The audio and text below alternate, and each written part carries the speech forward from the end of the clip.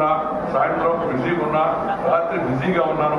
ఏం బిజీ అంటే ఏం బిజీ, బిజీగా ఉన్నాను, బిజీ పనికి బాగా పనులు చేస్తున్నాం.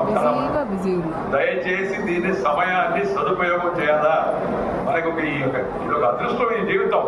ఆ జీవితాన్ని బాగుపరుచుకొని మెరుగుపరుచుకొని 10 మందికి ఉపయోగపడే విధంగా, 10 మందిని ఆనందింపజేయ విధంగా మనం కానీ ఆ విధంగా ఆలోచన చేసి కష్టపడి ఇష్టపడితే నష్టపడేది ఏమి లేదు.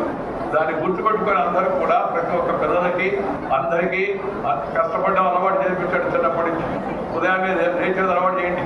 ఆ తర్వాత కాస్త వ్యాయామం, నడక, పరుగు, జాగింగ్, వాకింగ్, రన్నింగ్, లేకపోతే some yoga, some exercise.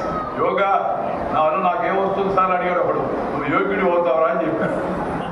Yoga वाला है उसको ला करके योगा। मुझे क्या मिलेगा योगा करने से? एक व्यक्ति ने मेरे से पूछा, मैंने कहा योगा करने से योग्य बन जाओगे।